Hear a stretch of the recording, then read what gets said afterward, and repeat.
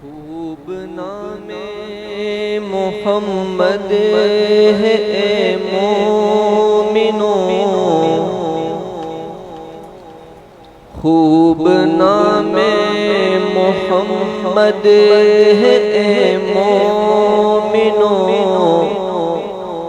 جس میں نقطہ بھی رب کو گوارا نہیں، جو نبی کی محبت سے منہ پھیر لے، جو نبی کی محبت سے منہ پھیر لے، دونوں عالم میں اس کا گزارا نہیں۔ خوب نام محمد ہے اے مومنو، جس میں نقطہ بھی رب کو گوارا نہیں، ان کے جلووں سے روشن ہے بحر و حرم، کس جگہ پر نہیں ہے نبی کا کرم، کس جگہ پر نہیں ہے نبی کا کرم، عرش سے دور تک، دور سے دور تک، عرش سے دور تک، دور سے دور تک، یہ وہ دریا ہے جس کا کنارہ نہیں، یہ وہ دریا ہے جس کا کنارہ نہیں۔ خوب نام محمد ہے اے مومنو، جس میں نقطہ بھی رب کو گوارا نہیں، ظلم پر ظلم سہ کر یہ بولے بلال، ظالمو یہ تمہارا غلط ہے خیال، ظالمو یہ تمہارا غلط ہے خیال، دامن مصطفیٰ کو کیسے چھوڑ دوں، دامن مصطفیٰ کو کیسے چھوڑ دوں، اتنا کمزور ایمان ہمارا نہیں، اتنا کمزور ایمان ہمارا نہیں۔ خوب نام محمد ہے اے مومنو، جس میں نقطہ بھی رب کو گوارا نہیں، دیکھو قرآن میں جا بجا مومنو، رب نے کیسے بھی ان کو مخاطب کیا، رب نے کیسے بھی ان کو مخاطب کیا، کبھی یاسین کہا، کبھی طہ کہا، کبھی یاسین کہا، کبھی طہ کہا، نام لے کر خدا نے پکارا نہیں، نام لے کر خدا نے پکارا نہیں۔ خوب نام محمد ہے اے مومنو، جس میں نقطہ بھی رب کو گوارا نہیں، نسبت مصطفیٰ بھی بڑی چیز ہے، کو نسبت نہیں اس کی بخشش نہیں، جس کو نسبت نہیں اس کی بخشش نہیں۔ خود خدا نے نبی کو یہ فرما دیا، خود خدا نے نبی کو یہ فرما دیا، جو تمہارا نہیں وہ ہمارا نہیں، جو تمہارا نہیں وہ ہمارا نہیں۔ خوب نام محمد ہے مومنوں، جس میں نقطہ بھی رب کو گوارا نہیں، جو نبی کی محبت سے منہ پھیر لے، جو نبی کی محبت سے منہ پھیر لے، دونوں عالم میں اس کا گزارا نہیں، دونوں عالم میں اس کا گزارا نہیں۔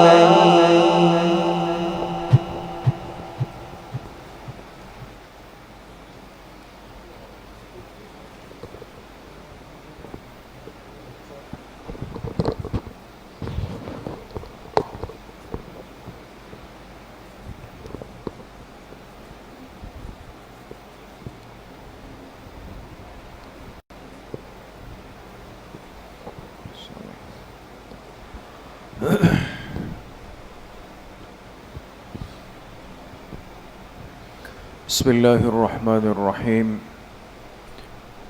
الحمد للہ وکفى وسلام علی عبادہ الذین اصطفى، خصوصاً علی سید الرسل وخاتم الانبیاء وعلی آلہ واصحابہ الاتقیاء، اما بعد فاعوذ باللہ من الشیطان الرجیم، بسم اللہ الرحمن الرحیم۔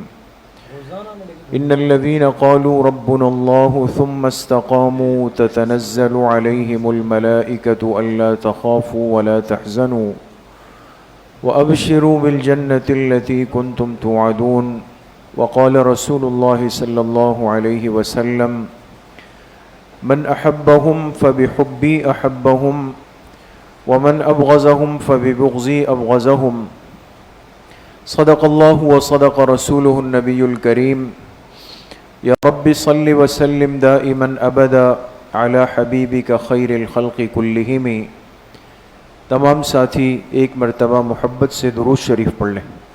اللہم صل علی محمد وعلی آل محمد کما صلیت علی ابراہیم وعلی آل ابراہیم انک حمید مجید، اللہم بارک علی محمد وعلی آل محمد کما بارکت علی ابراہیم وعلی آل ابراہیم انک حمید مجید۔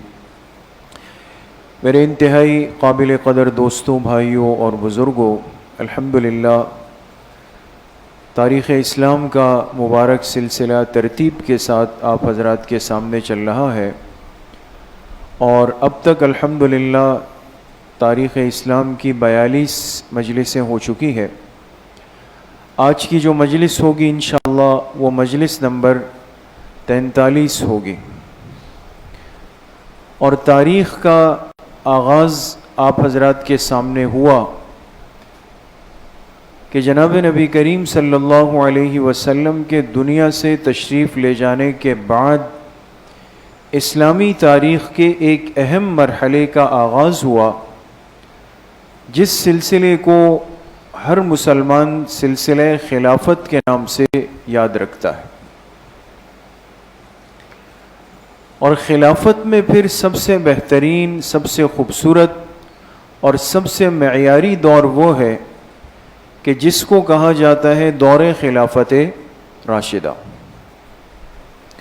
دور خلافت راشدہ یہ اسلامی تاریخ کا سب سے بہترین دور گزرا ہے۔ اس دور کا آغاز ہوا، خلیفہ اول جو مقرر ہوئے وہ حضرت ابوبکر صدیق رضی اللہ تعالی عنہ۔ 2 سال 3 مہینے خلافت کے منصب پہ بیٹھنے کے بعد دنیا سے تشریف لے گئے تو دوسرے خلیفہ امت کے مقرر ہوئے حضرت عمر ابن خطاب رضی اللہ تعالی عنہ. تقریباً 10.5 سال خلافت کے منصب پر بیٹھے اور دنیا کے بہت بڑے حصے تک اللہ کے پاک پیغمبر کے دین کے غلبے کو پہنچا دیا. اور 10.5 سال خلافت کر کے فجر کی نماز کی امامت کے دوران مسجد نبوی میں امامت کے مصلی پر آپ پر حملہ ہوتا ہے اور 3 دن زخموں میں رہنے کے بعد 1 محرم الحرام کو جام شہادت نوش کرتے ہیں. اس کے بعد امت کے تیسرے خلیفہ بالاتفاق نامزد ہوئے اور تیسرے خلیفہ کون ہے؟ حضرت عثمان غنی رضی اللہ تعالی عنہ. آپ کے دور خلافت پہ ہماری بات چل رہی ہے اور بس تقریباً اختتام پر ہے. آج کی مجلس میں ہمارے سامنے اس دور کا بالکل اختتام ہوگا اور یہ حضرت عثمان رضی اللہ عنہ کے دنیا سے جانے کے بارے میں حالات پر مشتمل ہے. آپ کا جو دور خلافت ہے وہ سب سے زیادہ طویل ہے، جو 11 سال 11 مہینے سے اوپر یعنی تقریباً 12 سال آپ منصب خلافت پہ فائز ہوئے اور دنیا کے چاروں کونوں تک اسلام کی دعوت کو، محنت کو، پیغام کو پہنچا دیا ہے. آپ حضرات کے سامنے بات آئی کہ آپ کی خلافت کے تقریباً 12 سالوں میں جو شروع کے 6 سال تھے، 6 سال، یہ 6 سال بڑے ہی آرام سے، راحت سے، محبت سے، جوڑ کے ساتھ چلتے رہے. لیکن چونکہ حضرت عثمان رضی اللہ عنہ کے مزاج میں نرمی بہت زیادہ تھی اور جو آدمی فطرتاً اور طبعاً غلط ہوتا ہے یہ کسی کی نرمی اور برداشت کو اس کی کمزوری سمجھ لیتا ہے. چنانچہ وہ عناصر جن کے باطن میں، جن کے دلوں میں فتنہ پروری کا مزاج تھا، انہوں نے جب محسوس کیا کہ بھئی اسلام کی دعوت پوری دنیا تک چلی گئی، مسلمان آپس میں شیر و شکر ہے، اتنا جوڑ اور اتفاق ہے، تو ان کے پیٹ میں تو مروڑ اٹھنی تھی، برداشت نہیں ہوا. تو 6 سال آپ کی خلافت کے گزرے ہیں اور ایک شخص اٹھا جس کا نام آپ حضرات کے سامنے آیا. اگر کسی ساتھی کو یاد ہو، اس شخص کا نام کیا تھا؟ عبداللہ ابن سبا. اور یہ اصلاً کیا تھا؟ یہودی تھا. عبداللہ ابن سبا سین کے ساتھ، یہ اصلاً یہودی تھا اور اس نے اٹھ کر سب سے پہلے امت میں فتنے کی بنیاد رکھنے کی کوشش کی. اس سے پہلے امت کے اندر بھرپور ایک جوڑ اور اتفاق چل رہا تھا، لیکن فتنے کی بنیاد کیسے رکھے؟ ظاہر سی بات ہے کہ جس طرح ایک اچھے کام کے لیے محنت کرنی پڑتی ہے، غلط کام کے لیے بھی اتنی ہی محنت کرنی پڑتی ہے، ذہن لڑانا پڑتا ہے. تو آپ کے سامنے پچھلی مجلسوں میں بہت ترتیب سے بات آئی کہ یہ شخص یمن سے چلا ہے، مدینہ منورہ آیا، پھر مدینہ منورہ سے یہ کوفہ گیا ہے، بصرہ گیا ہے، شام گیا ہے اور آخری منزل اس کی کیا تھی؟ مصر تھی. ان تمام جگہوں پر اس نے چکر لگایا اور مقصد کیا تھا؟ اپنے ہم مزاج، ہم سوچ لوگوں کو تلاش کر کے اپنے ساتھ جوڑنا، تاکہ ہماری ایک اجتماعیت قائم ہو جائے اور میں جس فتنے کی بات کر رہا ہوں، اختلاف کی بات کر رہا ہوں، تو میری ہاں میں ہاں ملانے والے کچھ لوگ ہونے چاہیے. تو مختلف علاقوں میں گیا اور ظاہر سی بات ہے کہ ہر جگہ پہ غلط لوگ دستیاب ہوتے ہیں، تو اس کو اپنے مزاج کے لوگوں کی تلاش تھی. جگہ جگہ اس کو ایسے بدمعاش قسم کے، بدقماش قسم کے، آوارہ قسم کے لوگ ملتے چلے گئے اور ان سے رابطے بناتا چلا گیا. اور بالآخر جب اس کو محسوس ہوا کہ ایک فضا، ایک ماحول، ایک اجتماعیت کسی نہ کسی درجے میں بن گئی، اب وہ وقت آ چکا تھا کہ اس نے اسلامی امت کے جوڑ کو توڑنے کے لیے بھرپور وار کیا اور نظام خلافت کو نقصان پہنچانے کے لیے اس نے اپنا قدم بڑھایا.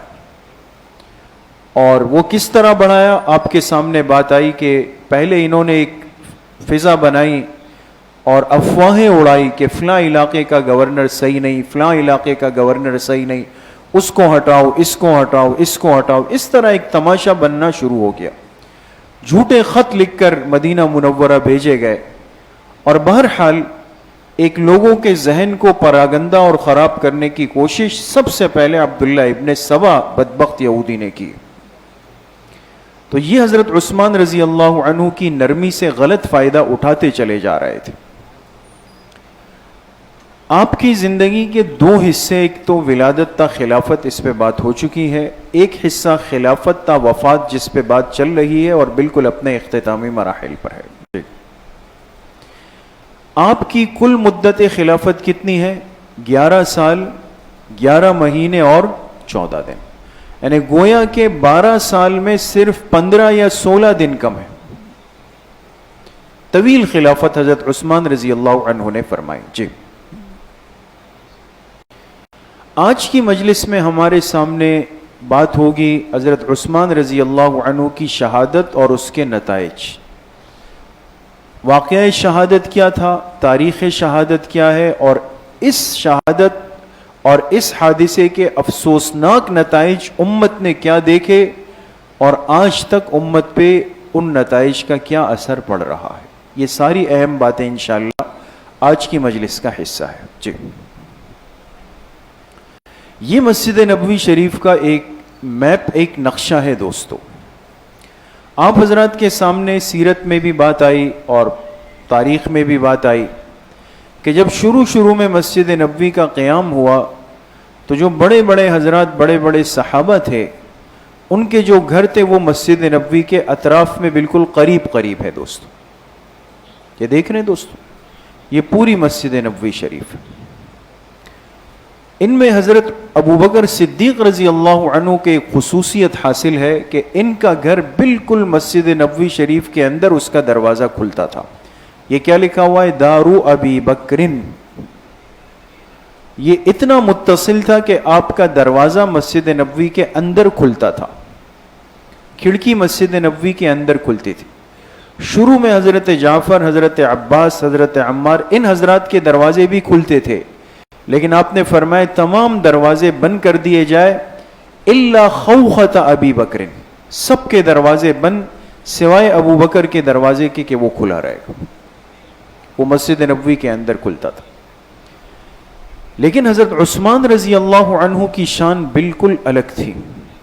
چونکہ اللہ پاک نے مالی اعتبار سے نوازا ہوا تھا، بڑے مالدار قسم کے اور تاجر قسم کے بڑے صحابی، اور اللہ نے سخاوت بھی مزاج میں رکھی. تو ان کے دو گھر تھے. ایک تو چھوٹا سا گھر تھا جس کو دار عثمان صغرا کہتے تھے. جی آگے چلیں. ایک دار عثمان صغرا تھا. صغرا کے معنی کیا آتے ہیں دوستو؟ چھوٹے کے. ایک ان کا گھر تھا دار عثمان کبرا، بڑا گھر. یہ آپ دیکھ سکتے ہیں، یہ جو بلو کلر کا دائرہ بنا ہوا ہے، یہ حضرت عثمان رضی اللہ عنہ کا پورا گھر ہے، اور یہ بہت بڑا گھر ہے. یعنی آپ اندازہ اگر لگائیں تو سب کے دیکھیں اتنے چھوٹے چھوٹے گھر ہیں سب کے، اور اس ایک گھر کے اندر 6-7 گھر آ سکتے تھے. اتنا بڑا گھر یہ حضرت عثمان رضی اللہ عنہ کی اکیلی ملکیت کے اندر، اور تابعین رہ گئے یا صحابیات رہ گئے. یہ اس موقع کے انتظار میں تھے، اور جب یہ موقع ان کو ملا تو بالآخر یہ لوگ مسجد نبوی کے اندر، یہ فتنہ پرور لوگ داخل ہو گئے. کچھ دن تو حضرت عثمان کے پیچھے نماز پڑھتے رہے، اور بالآخر جب انہوں نے محسوس کیا کہ اب وقت ہے تو ایک دن حضرت عثمان کو منبر سے پکڑ کے نیچے گرایا اور سخت مارا.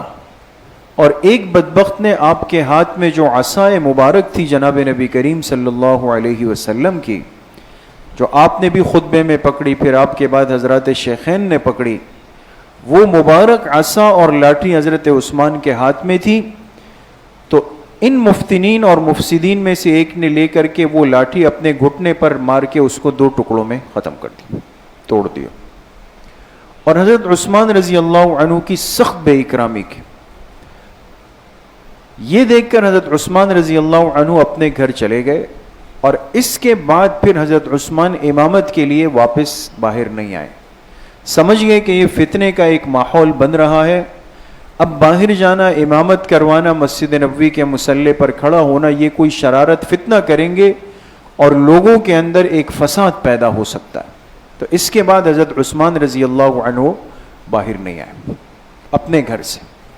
پورے منظر کو ذہن میں رکھیں دوستوں. وہ اندر چلے گئے، اور یہ دن اسی طریقے سے اب گزرنا شروع ہو گئے. جی آگے. اس موقع پر جو صحابہ اکرام مدینہ میں موجود تھے، بہت چھوٹی تعداد میں، کم تعداد میں، انہوں نے کیا کیا، جمع ہو کر حضرت عثمان رضی اللہ عنہ کے گھر پہ آئے اور آپ کو 3 مشورے دیے کہ امیر المومنین، ہمارے ذہن میں 3 باتیں، آپ ان میں سے کسی ایک کو لے لیں تاکہ یہ فتنہ دفع ہو جائے. حضرت عثمان نے فرمایا کیا کریں؟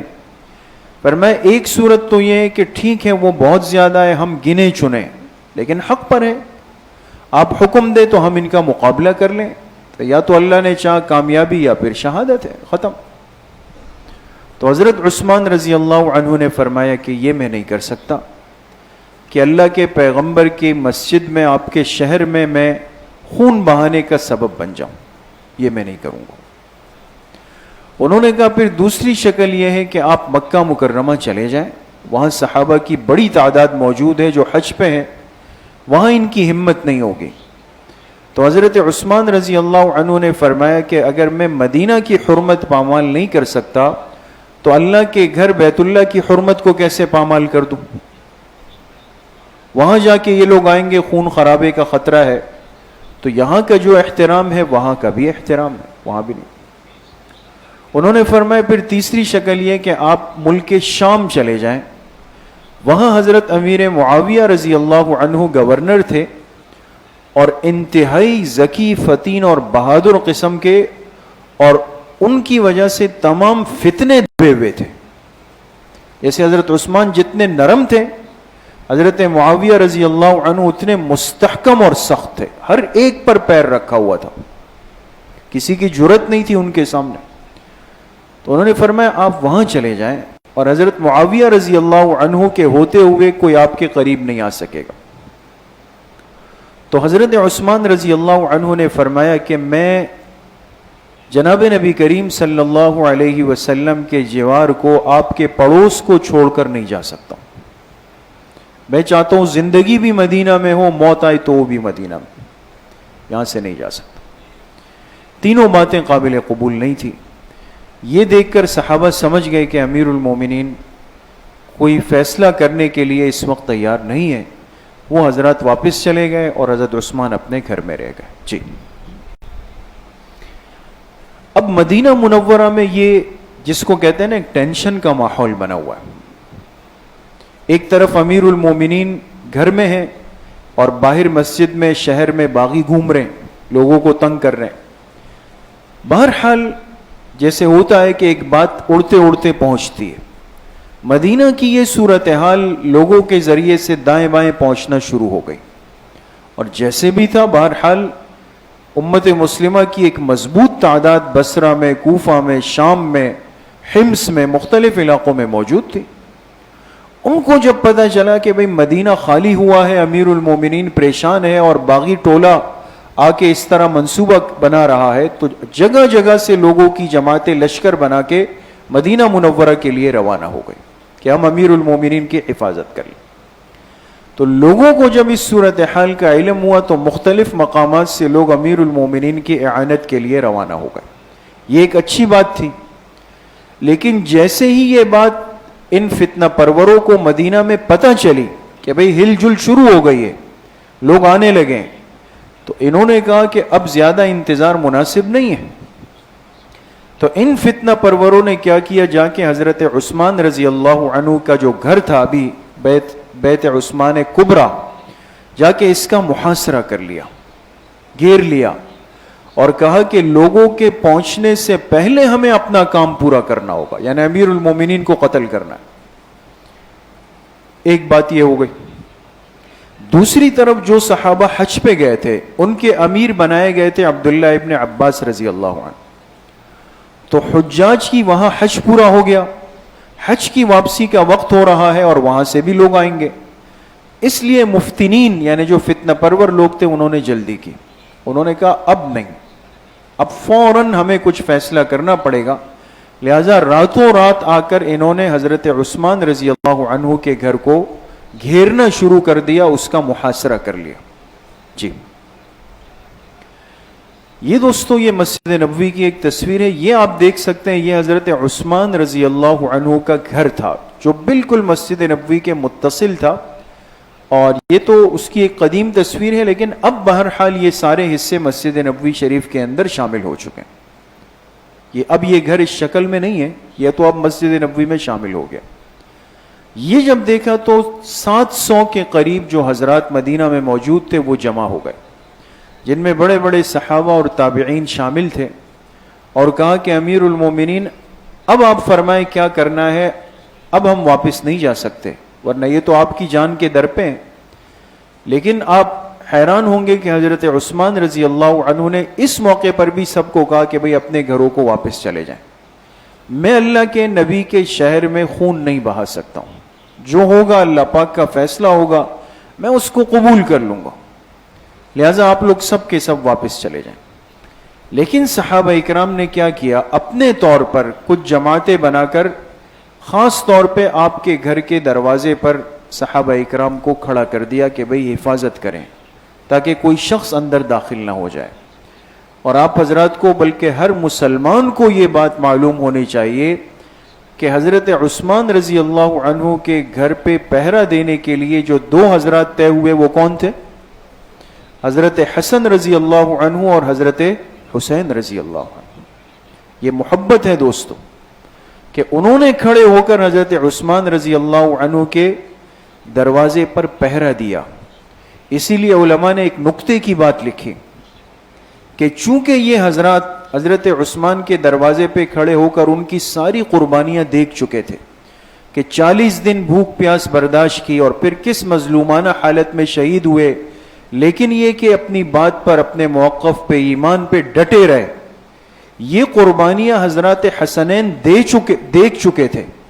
یہی وجہ ہے کہ بعد میں جب واقعہ کربلا پیش آیا تو اسی جذبے کے ساتھ حضرت حسین رضی اللہ عنہ یزید کے سامنے کھڑے ہو. یہ سبق ان کو یہاں سے ملا تھا, وہ دیکھ چکے تھے کہ اللہ کے دین کے لیے ڈٹنے کا طریقہ کیا ہوتا. یہ تو حضرت عثمان کے دروازے سے سبق وہ لے کے گئے. تو بہرحال وہ دروازے پہ پہرا دے رہے ہیں, کچھ صحابہ اکرام دائیں بائیں کھڑے ہو گئے. یہ دیکھ کر باغیوں نے کیا کیا کہ بھئی 2 نوجوان کھڑے ہیں, انہوں نے دروازہ توڑنے کی کوشش کی جو کامیاب نہیں ہوا, اور اس میں کہتے ہیں حضرت حسن رضی اللہ عنہ شدید زخمی ہو گئے, لیکن دونوں نے دروازے سے کسی کو آنے نہیں دیا. یہ دیکھ کر وہ باغی پھر چلے گئے. اب انہوں نے ظالموں نے رات کا انتظار کیا کہ بھئی رات ہوگی تو پھر ہم کچھ کریں گے. پھر کچھ دن گزرے. ایک دن حضرت عثمان رضی اللہ عنہ گھر کی چھت پہ چڑھ گئے, بہت بڑا گھر تھا, اور باغیوں کو آواز دی, وہ جمع ہو گئے. تو کہا میں تم سے 3 باتیں پوچھنا چاہتا ہوں. حضرت عثمان رضی اللہ عنہ نے فرمایا, انہوں نے کہا پوچھیں. کہا تم مجھے خلافت سے ہٹانا چاہتے ہو اور وہ میں نہیں کر سکتا, اس لیے کہ حضور علیہ الصلوۃ والسلام نے ایک دن خود مجھ سے فرمایا تھا کہ عثمان ایک دن آئے گا لوگ آپ سے خلافت کی چادر چھیننے کی کوشش کریں گے, لیکن آپ کسی کو خلافت حوالے مت کیجئے گا چاہے آپ کی جان چلی جائے, وہ تو میں کسی صورت نہیں دوں گا آپ لوگ, لیکن مجھے 3 باتوں کا جواب دو.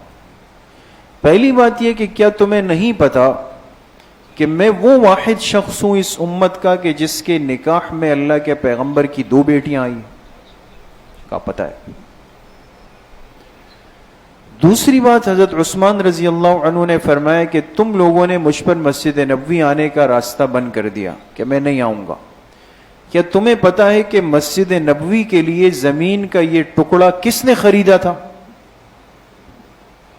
مسجد نبوی میں جب توسیع ہو رہی تھی جب اس کی کشادگی کی بات آئی تو یہ بات اپنے ریکارڈ میں رکھیں دوستو کہ حضرت عثمان رضی اللہ عنہ وہ صحابی ہے کہ جنہوں نے خالص اپنے مال میں سے حصہ نکال کر فرمایا کہ مسجد نبوی کے لیے یہ زمین میں خرید کر وقف کر دوں گا.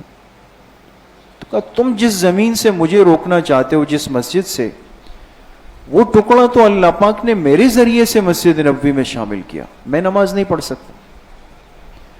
تیسری بات کہا کہ 40 دن پورے ہو رہے ہیں، تم نے پانی بند کر دیا ہے، اور تمہیں پتا ہے کہ مدینہ منورہ کا جو سب سے میٹھے پانی کا کنواں ہے بیر روما، جہاں سے لوگ مفت میں پانی بھرتے ہیں، تمہیں پتا ہے کہ یہ کنواں کس نے خرید کر مسلمانوں کے لیے وقف کیا تھا؟ انہوں نے کہا آپ نے وقف کیا تھا. کہ جب میرے نکاح میں پیغمبر کی 2 صاحبزادیاں ہیں، میں نے مسجد نبوی کے لیے زمین کا ٹکڑا وقف کیا، میں نے جب مسلمانوں کے لیے میٹھا پانی وقف کیا، تو آج وہ ساری چیزیں مجھ پہ بند ہو گئی. ضمیر نے جھنجھوڑا تو، شرمندگی تو ہوئی کہ غلط جا رہے ہیں، لیکن جب بہرحال فتنے کا مزاج غالب آ جائے، انسان غلط صحبت کا شکار ہو جائے، اپنے لیے غلط قائد کو چن لیں. عبداللہ ابن سبا ان کا قائد تھا، تو کہا نہیں، کچھ بھی ہو جائے آپ کو خلافت چھوڑنی پڑے گی. حضرت عثمان رضی اللہ عنہ نے فرمایا وہ میں نہیں چھوڑ سکتا. یہ بات ان کی آخری ہوئی. جی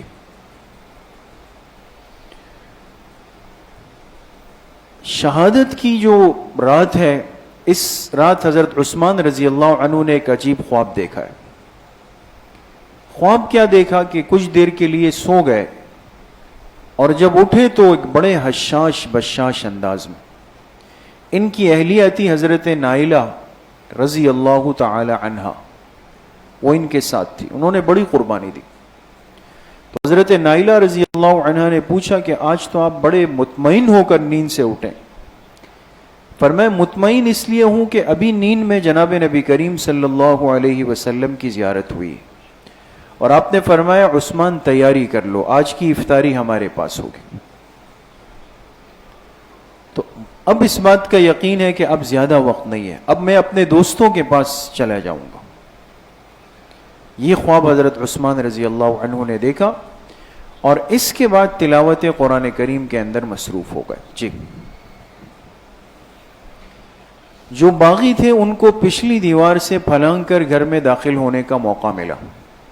اسی لیے میں نے عرض کیا کہ آپ یہ بات ذہن میں رکھیں گے کہ یہ کوئی چھوٹا گھر نہیں تھا، ورنہ ذہن میں یہ اشکال آئے گا کہ بھئی صحابہ موجود تھے، پھر لوگ کیسے داخل ہو گئے. پچھلے گھر سے چند افراد داخل ہوئے، اور ایک نے سب سے پہلے بڑھ کے حضرت عثمان رضی اللہ عنہ کی داڑھی کو پکڑا، آپ کی داڑھی کو پکڑا.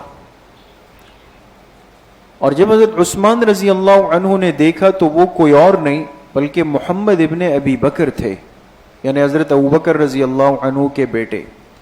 لیکن وہ کسی بات پہ حضرت عثمان سے ناراض ہو کر چلے گئے تھے.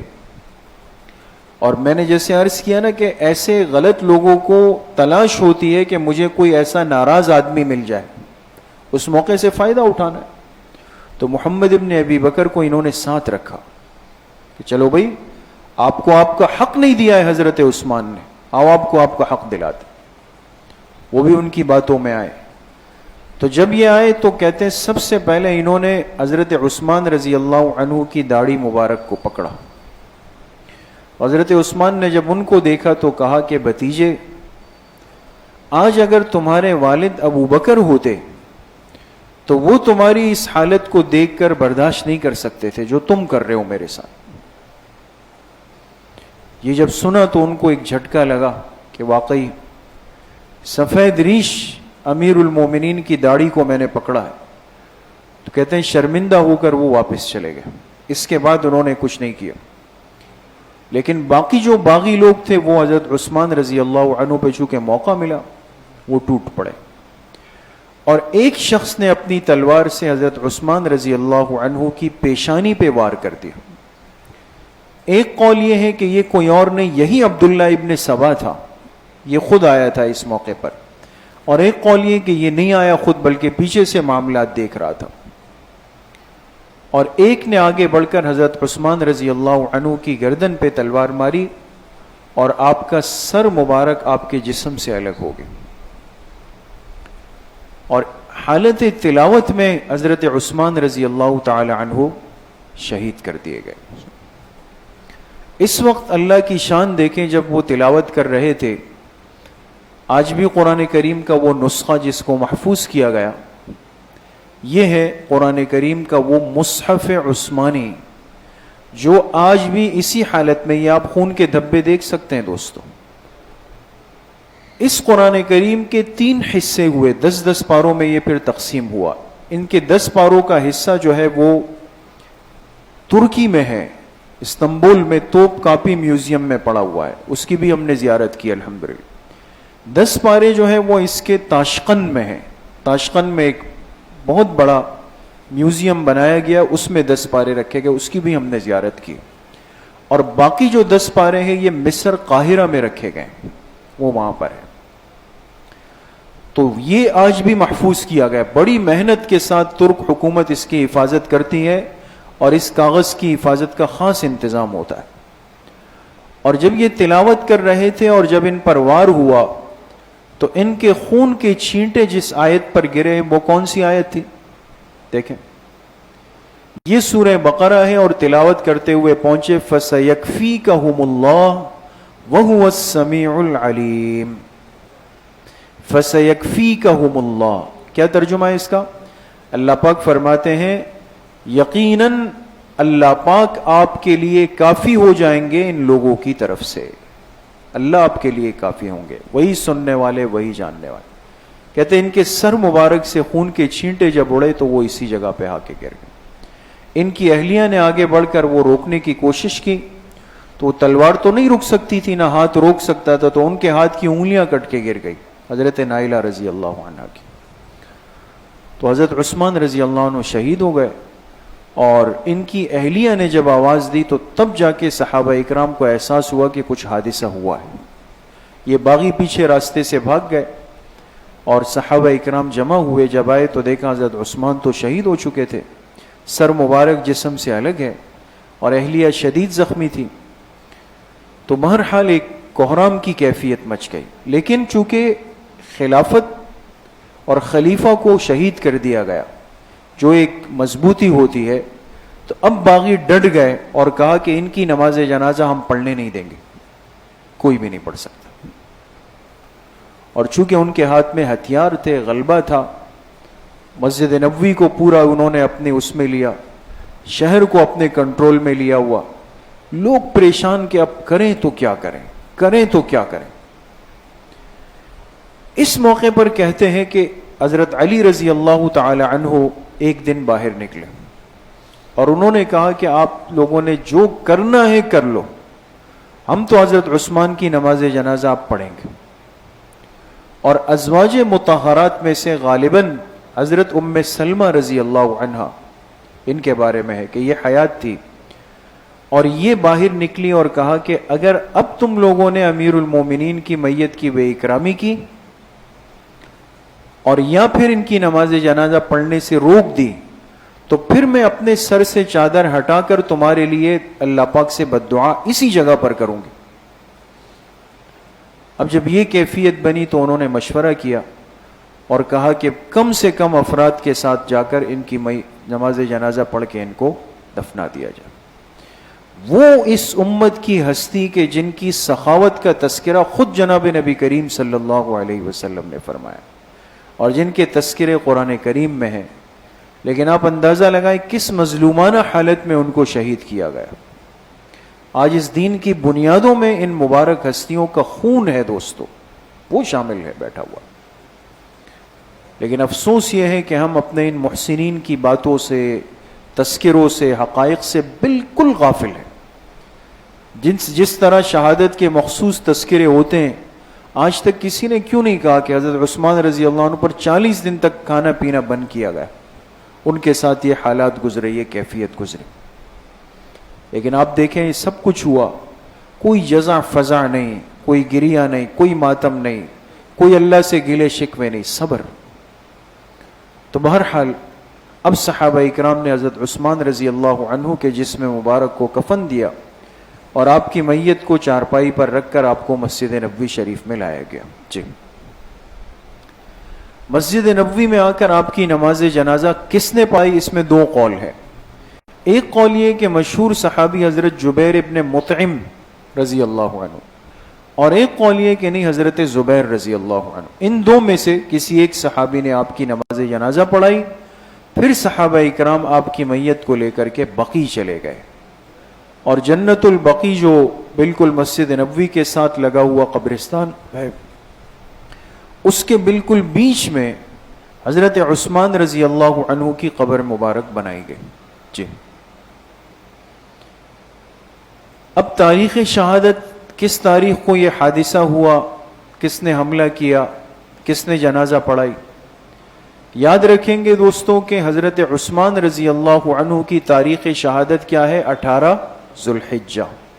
ابھی یہ 11واں مہینہ چل رہا ہے نا، اگلا جو مہینہ آ رہا ہے بقرعید کا، وہ ذوالحجہ کا مہینہ ہے. تو اس مہینے کی 18 تاریخ یوم شہادت ہے. کن کا؟ حضرت عثمان رضی اللہ. شہادت کا دن کیا تھا؟ جمعۃ المبارک تھا. قاتل کون تھا؟ راجح قول یہ کہ عبداللہ ابن سبا تھا. شہادت کے وقت حضرت عثمان کی عمر کتنی تھی؟ 82 سال ان کی عمر تھی.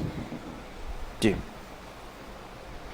یہ دوستو بقیع کا قبرستان ہے، بہت بڑا، اور اس کے بالکل بیچوں بیچ حضرت عثمان رضی اللہ عنہ کی قبر بنائی گئی. جی، یہ آپ دیکھ سکتے ہیں، یہ بالکل اوپر سے، یہ بقیع کے بالکل بیچ میں یہ دائرہ ہے، یہ قبر ہے حضرت عثمان رضی اللہ عنہ کی. جی، یہ اس وقت بالکل یہ تازہ تصویر اس شکل میں حضرت عثمان رضی اللہ عنہ کی قبر مبارک ہے. جی، اب اس شہادت کا واقعہ تو ہو گیا، لیکن ظاہر سی بات ہے کہ جب ایک ظلم اور ایک معاملہ ہوتا ہے تو اس کے نتائج پھر سامنے آتے ہیں. اس کے نتائج پھر کیا ہوئے، اس کا اثر کیا پڑا، وہ آپ حضرات بہت غور سے دیکھیں. حضرت عثمان رضی اللہ عنہ کی شہادت کی افسوسناک نتائج 3 صورتوں میں سامنے آئے. سب سے پہلی بات یہ ہوئی کہ جو امت بالکل جوڑ کر اتفاق سے چل رہی تھی، اس حادثے کا نتیجہ کیا نکلا کہ 4 گروہ بن گئے، اور ان میں سے ہر ایک کا الگ الگ موقف بن گیا. ہوتا ہے نا، ایک اچانک حادثہ ہو جائے تو کوئی ایک کو حق کہتا ہے، کوئی دوسرے کو کہتا ہے، کوئی کہتا ہے اب یہ ہونا چاہیے، کوئی کہتا ہے یہ ہونا چاہیے. فتنہ پرور لوگ اس قسم کے معاملات اور واقعات اسی لیے کرتے ہیں تاکہ جوڑ ختم ہو جائے. تو 4 قسم کے طبقے اس وقت سامنے آئے دوستو. وہ کون کون سے تھے؟ ایک طبقہ جو سامنے آیا وہ عثمانی کہلایا. تو نام سے ظاہر ہے، عثمانی کا مطلب یہ تھا کہ ایک قسم کا ذہن یہ تھا کہ انہوں نے کہا کہ بھئی امیر المومنین پر کیسے یہ ہتھیار اٹھائے گئے، لہذا جب تک ان کا قصاص نہیں لیا جائے، بدلہ نہیں لیا جائے اور قاتلوں کا صفایا نہیں کیا جائے تو اس وقت تک آگے سسٹم چل ہی نہیں سکتا ہے. یہ تو اپنی بات پہ اڑ گئے. دوسرا جو طبقہ، یہ جو شیاطین آئے تھے عبداللہ ابن سبا والے، یہ تو پہلے سے ایک بات کو عنوان بناتے تھے، جو جیسے آپ کے سامنے آیا کہ حضرت علی رضی اللہ عنہ کو ان کا حق نہیں دیا جا رہا. ایسا نہیں تھا کہ ان کے دلوں میں کوئی حضرت علی رضی اللہ عنہ کی محبت تھی، لیکن بعض دفعہ فساد بنانے کے لیے انسان ایک پلڑے میں اپنا وزن ڈالتا ہے، پرواہ اس کو کسی کی بھی نہیں ہوتی. تو یہ ایک طبقہ وجود میں آیا شیعان علی کا. انہوں نے کہا کہ نہیں، خلافت تو حضرت علی کا حق تھا، پہلے بھی تھا، اب بھی ہے. تو ایک اور تصور بنا. اچھا، ایک طبقہ ایسا تھا جو غیر جانبدار بنے. انہوں نے کہا نہیں بھائی، جو ہونا تھا ہوا، اب کون صحیح کون غلط کیا ہوگا، ہم تو اس سے پرواہ نہیں بھائی، ہم تو اپنا نماز روزہ ہے جو چل رہا ہے بس چل رہا ہے، باقی ان چیزوں میں ہم نہیں پڑھتے. وہ الگ ہو گئے. ایک چوتھا طبقہ جو ہر زمانے میں رہتا ہے، اس لیے کہ پیشن گوئی ہے، یہ طبقہ اہل حق کا، اہل سنت والجماعت کا تھا، یعنی جنہوں نے حضور علیہ الصلوۃ والسلام کی سنتوں پر، آپ کے احکامات اور احادیث پر ہر زمانے میں عمل کیا. اس موقع پر بھی انہوں نے یہی بات کی کہ خلیفہ پر جو حادثہ ہوا ہے یہ ظلم ہے. حضرت عثمان برحق خلیفہ تھے. اور انہوں نے کہا کہ حضرت علی رضی اللہ عنہ بھی بڑے درجے کے صحابی ہے، ان کو بنیاد بنا کر کوئی ان کی بے احترامی نہیں کرے گا کہ حضرت علی رضی اللہ عنہ کی شان میں خدا نخواستہ وہ شروع ہو جائے۔ اسی طرح انہوں نے کہا کہ ہم غیر جانبدار کیسے رہیں، امت کو سنبھالنا پڑے گا، دین کے صحیح رخ پر ڈالنا پڑے گا۔ لہٰذا یہ طبقہ ہے دوستو جن کے بارے میں حدیث میں فرمایا آپ علیہ السلام نے کہ ایک میری امت میں ایک طبقہ ناجی ہوگا جو جنت میں جائے گا، اور اس کی نشانی فرمائی ما انا علیہ واصحابی، کہ وہ طریقہ جس پر میں اور میرے صحابہ چل رہے ہیں وہ طریقہ۔ تو یہ طبقہ اس وقت سے سامنے تھا، اور انہوں نے اس ساری صورتحال میں کسی ایک جانب اپنا وزن نہیں ڈالا، بلکہ انہوں نے کہا کہ بھئی ہمارا اصل دشمن وہ ہے جس نے سازش تیار کی، عبداللہ ابن سبا اور اس کی جماعت ہے، لہذا ان کی گرفت کرنی چاہیے، ان کو سزا ملنی چاہیے اور ان کی سرکوبی کرنی چاہیے۔ بات سمجھیں؟ یہ سب کچھ، لیکن بہرحال امت میں ایک تفرقے کی شکل بن گئی۔ جی دوسرا نقصان کیا ہوا؟ پیچھے جائیں۔ سیاسی افکار سے مذہبی نظریات، یہ بہت اہم بات ہے دوستو۔ آپ موجودہ جو ایک عجیب و غریب سی صورتحال میں آپ اس چیز کو بہت زیادہ محسوس کریں گے۔ بعض چیزیں خالصتاً سیاسی ہوتی ہے دوستو۔ اب دیکھیں مسلمانوں کا خلیفہ کون بنے گا، حکمران کون بنے گا، امیر کون بنے گا، یہ جو سارا سسٹم ہے یہ اسلامی سیاست کہلاتی ہے دوستو۔ یہ اسلامی سیاست ہے۔ سیاست کو اس نظر سے مت دے کہ جو ہم اپنے ماحول میں دیکھتے ہیں دوستو، کہ وہاں اس کا جھنڈا ہے، یہاں اس نے یہ لکھا ہوا ہے، وہاں فلاں کی تصویر، یہ چیزیں نہیں ہے دوستو۔ یہ تو سب عجب پرستی اور انا پرستی ہے۔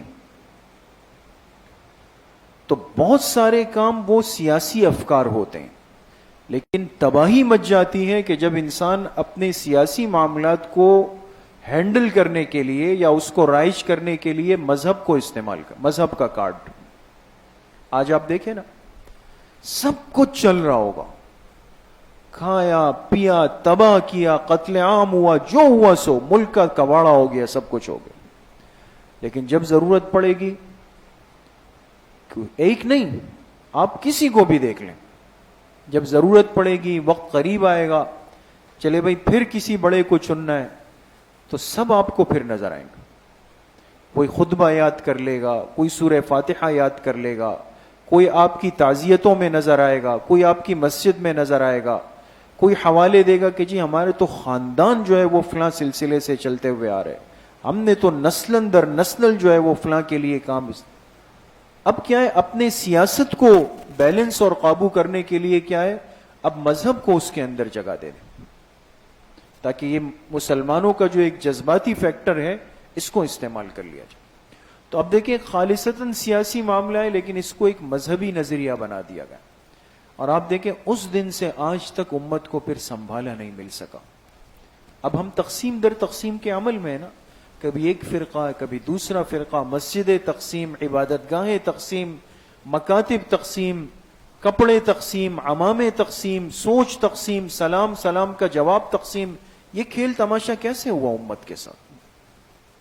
ہر ایک نے اپنے ذاتی قسم کے جذبات کو آ کے مذہب کے اندر اس کا مکسچر ڈال دیا۔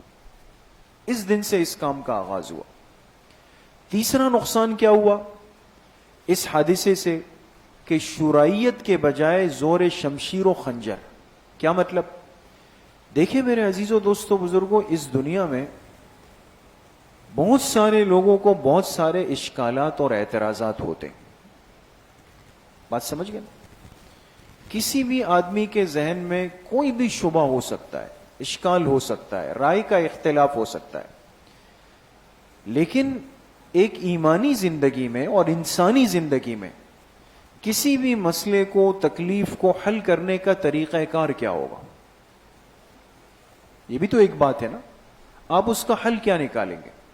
میں آپ کو ایک سادہ سی مثال دیتا ہوں، سمجھانے کے لیے صرف عرض کر رہا ہوں۔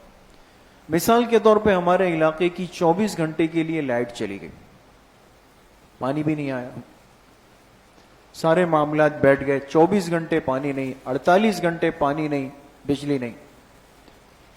اب یہ ایک مسئلہ ہے نا، ایک زندہ مسئلہ ہے۔ اب اس مسئلے کا حل کیا ہونا چاہیے؟ تو ایک طبقہ کہے گا جی آسان حل ہے، سب نکلیں باہر جا کے روڈ سڑک بلاک کر لیتے ہیں، ٹائر جلا لیتے ہیں، گاڑیوں کو آگ لگا لیتے ہیں، 8-10 پتھر اینٹیں مار لیتے ہیں، دیکھو منٹوں میں آ کے یہ لوگ کام کریں گے۔ کیا خیال ہے ایسا ہوتا ہی نہیں ہوتا؟ ہوتا ہے نا؟ لیکن آپ دل پہ ہاتھ رکھ کے بتائیں کہ ایک علاقے کی لائٹ نہیں ہے، ایک تکلیف ہے، ایک مسئلہ ہے جس کو حل ہونا چاہیے۔ میں نے اس کا حل کیا ڈھونڈا کہ باہر سڑک پہ جا کر ہزاروں گزرنے والے لوگوں کے لیے میں تکلیف کا باعث بن گیا۔ میں نے ان کی گاڑیاں توڑ دی، ان کے شیشے توڑ دیے، ان کی املاک کو نقصان پہنچا دیا، آمد و رفت کے راستے بند کر دیے۔ کتنے مریض ایمبولینس میں جا رہے وہ پریشان ہو گئے، نمازی پریشان ہو گئے، مستورات پریشان ہو گئی۔ میں نے کہا بھئی ہمارے علاقے کا مسئلہ ہے، میں تو بیٹھا ہوا ہوں۔ اس چیز کو تھوڑا سا اس معاملے پر لائیں۔ جب بھی کوئی تکلیف دہ صورتحال بنے، دین اسلام کا مزاج یہ ہے کہ شورائیت، مشورے کے ساتھ ہر معاملے میں کوئی ادارہ ہوتا ہے۔ یہ الگ بات ہے کہ کہاں سنوائی جلدی ہے، کہاں دیر سے ہے نہیں ہے، لیکن انسان اپنی تکلیف کی وجہ سے آؤٹ آف کنٹرول نہیں ہوگا کہ میں اپنی ذات کے لیے 100 ذات کو پریشان کر دوں۔ لہذا یہ نتیجہ کیا نکلا کہ ان کو اگر حضرت عثمان رضی اللہ عنہ پر کوئی اشکال تھا بھی، ہو سکتا تھا، لیکن اس کا حل یہ ہے کہ آپ تلوار لے کر، خنجر لے کر، نیزے لے کر مسجد نبوی میں بیٹھ جائیں، اور اس کا حل یہ ہے کہ بھئی جس سے مجھے اعتراض ہے تو اس کو قتل ہی کر ڈالو۔ آج جو دنیا دیکھ رہی ہے دوستو، آپ تھوڑا سا ہم تاریخ اس لیے سمجھنا ضروری ہے دوستو، یہ کوئی آج کل کی تازہ چیزیں نہیں ہے، پلاننگ نہیں ہے۔ باطل کا تسلسل جو حضرت عثمان رضی اللہ عنہ کی شہادت سے شروع ہوا وہ آج تک چلتا ہوا آ رہا ہے، اور ایک ذہن بن گیا کہ جو آدمی آپ کو برداشت نہیں تو اس کا حل کیا نکالے گا؟ اس کو مار ڈالو، اس کو مار ڈالیں، قتل کر ڈالیں، اس پہ ہتھیار چلا لیں۔ اس کا نتیجہ آپ آج دیکھتے ہیں، کتنے قیمتی لوگ، کتنے قیمتی نوجوان، کتنے قیمتی علماء، بڑے بڑے لوگ، وہ صرف ان حادثات کی نظر اس لیے ہوئے کہ وہ کسی کے لیے برداشت نہیں تھے۔ لیکن یاد رکھیں کہ دین اسلام کا یہ مزاج نہیں ہے۔ اگر آپ کو کسی سے اختلاف ہے 100 دفعہ ہو سکتا ہے، لیکن اس اختلاف کا حل جذبات نہیں ہے، گالی نہیں ہے، ہتھیار نہیں ہے، قتل عام نہیں ہے، سسٹم اور نظام کو فیل کرنا نہیں ہے۔ آج کیوں ملک کے اندر ایک افراتفری بن جاتی ہے؟ آپ نکلیں گے بھئی وہ روڈ بند ہے، یہ روڈ بند ہے، وہ روڈ بند ہے، کیا ہوا ہے بھئی؟ وہ فلاں مسئلہ ہوا نا، پیٹرول مہنگا ہو گیا، سب چیزیں بند کر دی۔ اب یہ احساس کسی کو نہیں ہے کہ میں اپنے معاملے کے لیے پورے شہر کو حرج کے اندر ڈال لوں۔ یہ جو ذہن سازی ہوئی نا دوستوں، یہ اس دن سے ہوئی ہے، کوئی نئی بات نہیں۔ اس لیے میرے عزیزوں، دوستوں، بزرگوں، اس فتنے کے پیچھے صرف ایک شخص کو قتل کرنا نہیں تھا، اسلام کے ایک مؤثر، ایک مضبوط، ایک خوبصورت نظام کو ختم کرنا تھا، خلافت کے نظام پر لوگوں کے اعتماد کو ختم کرنا تھا، اور لوگوں کو یہ حوصلہ دینا تھا کہ کل آپ کو کوئی بات برداشت نہیں تو اس برداشت کے لیے آپ کیا کریں، جا کے کسی پر بھی ہتھیار چلا دیں، معاملہ ختم کر دیں۔ اور اس کا نقصان یہ ہوا کہ اس دن سے جو تلوار امت کے اندر چل پڑی وہ آج تک چل رہی ہے دوستوں۔ اس لیے حضرت عثمان رضی اللہ عنہ کی شہادت کے بعد سے پھر امت کو کسی معاملے میں مضبوط سہارا نہیں مل سکا۔ اب قیامت تک کوشش ہوتی رہے گی، انسان اپنے ایمان کی حفاظت کرے گا، ماحول کی حفاظت کرے گا، معاشرے کی حفاظت کرے گا، یہ ساری باتیں ہیں۔ لیکن میرے عزیزوں، دوستوں، بزرگوں، عرض کرنے کا مقصد یہ ہے کہ تاریخ کے ان حقائق سے، صحابہ اکرام اور خلفائے راشدین کی ان زندگیوں سے ہمیں یہ سبق تو حاصل ہو کہ غلط اور صحیح کا فرق کیسے ہوتا ہے، ایک دشمن کا، فتنہ پرور آدمی کا طریقہ واردات کیسے ہوتا ہے، اس سے نمٹنے کا طریقہ کیا ہوتا ہے، یہ ساری باتیں۔ بہرحال تو حضرت عثمان رضی اللہ عنہ شہید ہو گئے اور یہ معاملات امت کے اندر پیدا ہو گئے۔ جی اب انشاءاللہ اگلی مجلس جو ہوگی اس میں پورے حضرت عثمان رضی اللہ عنہ کا جو 12 سال کا دور تھا، اس دور میں امت کہاں تک پہنچی ہے، امت کے کیا کیا کام ہوئے، آج تک وہ کون سی بھلائیاں اور خیریں ہیں جو حضرت عثمان کے دور سے امت کے پاس چلی آ رہی. یہ انشاءاللہ اہم باتیں، یہ ہماری اگلی مجلس کا موضوع ہوگا. اللہ کریم مجھے بھی آپ سب کو صحیح عمل کی توفیق نصیب فرمائے. وآخر دعوانا ان الحمد للہ رب العالمین.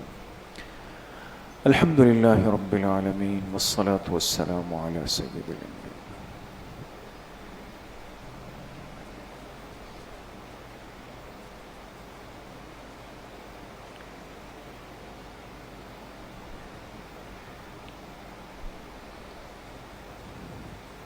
وصلی اللہ وسلم علی نبینا محمد وآلہ واصحابہ اجمعین برحمتک. ایک اعلان سن لیں انشاءاللہ. آج چونکہ انگریزی مہینے کی پہلی اتوار ہے، عشاء کی نماز کے بعد انشاءاللہ مختصر سا اصلاحی بیان اور ذکر کی مجلس ہوگی، اس میں ساتھی شرکت فرمائیں. السلام علیکم.